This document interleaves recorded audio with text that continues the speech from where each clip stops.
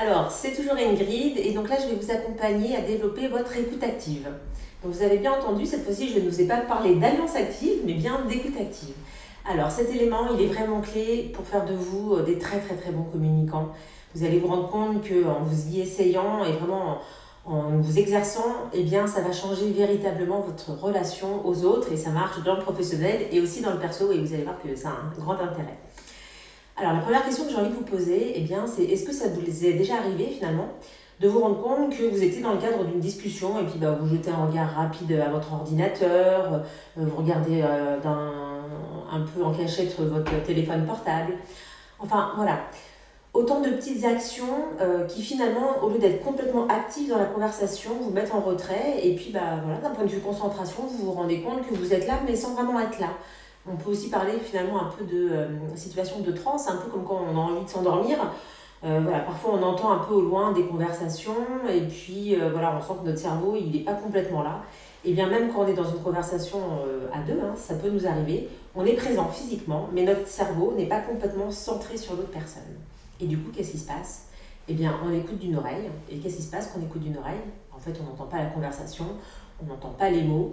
Et du coup, c'est le meilleur moyen finalement d'avoir une mauvaise compréhension des propos et de créer un malentendu. Donc, pour éviter cette situation, eh bien, ça va être de faire l'effort au tout début de justement se centrer à 100% sur la personne. Alors, on l'a vu, en étant déjà bienveillant. Et puis, on a vu également que l'idée, c'était de poser des questions, ce que j'appelle moi des questions puissantes.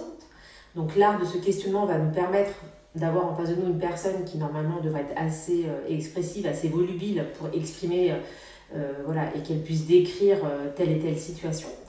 Une fois qu'on a fait l'effort de reformuler, pour s'assurer qu'on a bien compris, eh bien, cette reformulation, elle sera d'autant plus présente et plus puissante que vous aurez été en fait en écoute active, c'est-à-dire faire l'effort d'être entièrement présent avec l'autre, être ce qu'on appelle être en présence, être 100% dédié en fait à ce qu'il vous dit, de façon à pouvoir relever le vocabulaire qui vous intéresse ou bien le vocabulaire qui éventuellement nécessiterait d'être précisé et peut-être redéfini pour s'assurer qu'on se parle bien du même cadre de référence, voilà, et qu'on se parle bien de la même chose. Donc voilà, donc l'écoute active, eh bien c'est quoi? Eh bien c'est être centré sur l'autre, relever le vocabulaire, analyser aussi ce qu'on appelle le verbal et le non-verbal, c'est-à-dire les petits gestes, les mouvements corporels qui font que, voilà, à force de regarder les personnes, on se rend compte que parfois il peut y avoir des comportements en fait qui sont antinomiques, c'est-à-dire que quelqu'un vous dit oui, mais vous sentez bien que c'est un espèce de faux oui, donc ça c'est intéressant, ou bien un non, mais qui est un non forcé, donc c'est important en fait, quelque part, quand vous êtes en présence, de pouvoir analyser aussi cette dimension-là. Et puis donc pour retourner sur vraiment la partie écoute active sur les propos, eh bien le fait de se mettre en fait dans cette posture-là, ça va vraiment permettre d'analyser très précisément les besoins, les attentes de la personne avec qui vous êtes en train de parler, et puis du coup de bien pouvoir détecter son potentiel. Et c'est ça qui est intéressant en fait lors d'une communication, eh bien c'est bien comprendre de quoi on se parle et comment est-ce qu'on peut avancer ensemble. Voilà. Ou bien soit résoudre un problème, quand c'est un cas de conflit, ou bien lorsqu'on est en construction, en management de projet, ou bien en vente, c'est quel est notre terrain d'entente, notre terrain de compromis pour aller ensemble plus loin. Voilà, donc c'est vraiment un outil qui est vraiment très intéressant. Donc, en synthèse, pour favoriser une communication qui soit efficace, les uns avec les autres, ça nécessite, d'être dans un état d'esprit qui soit vraiment ouvert. Donc on l'a vu, c'est ce que j'appelle moi le fait de partir sur des jugements non fondés, éviter les jugements non fondés.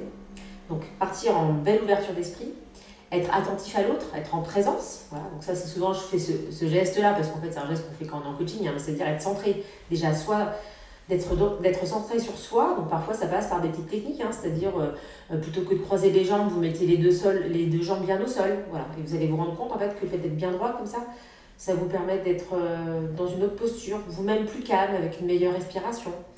Ensuite, ça va être donc d'être dans une écoute active pour pouvoir reformuler les questions. Donc déjà, d'une part, poser des questions puissantes, les reformuler, puis reposer des questions, ça c'est intéressant, pour creuser, toujours affiner, avec cette notion donc, de questions ouvertes pour démarrer large, et ensuite des questions plutôt fermées ou alternatives pour pouvoir affiner et conclure. Et puis toujours rester dans cette posture de bienveillance pour que la personne, en fait, elle se sente en confiance. Aussi, l'objectif de l'écoute active, outre le fait d'être en présence, eh bien, on va le voir, ce sera aussi de travailler sur l'émergence de la confiance que peut en fait ressentir l'autre lorsqu'il nous parle, les synchronicités ou bien les gestes de synchronisation qu'on appelle, donc ça je vous en parlerai un peu plus tard. Voilà, mais tout ça c'est lié à un cadre qui doit être rassurant, voilà. Et souvent on est rassuré quand on sent que la personne en face de nous elle est bienveillante, à l'écoute et qu'elle est vraiment complètement centrée sur nous.